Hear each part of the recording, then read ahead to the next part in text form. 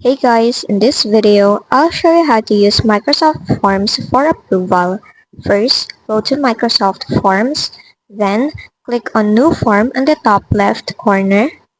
And for here, go ahead and type in a title for your form. For example is Absent or Leave Approval.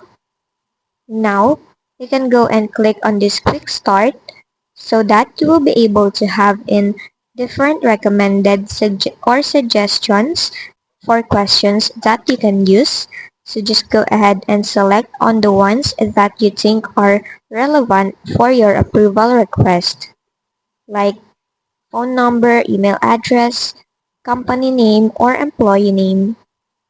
Now, once you've added those questions, you can now go ahead and arrange them according to your liking. For example, is I'm gonna put this employee name at the top. Then just go ahead and arrange the other questions as you'd like. Now, once done, you can go to other questions so that you will be able to edit them according to your need.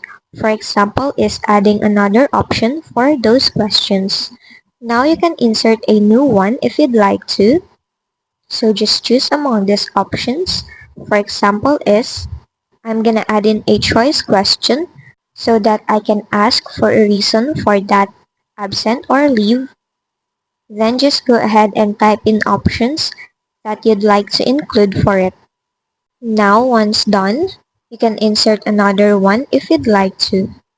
Once everything looks good to you, you can now go and preview it at the top so that you will be able to see how your approval request looks like.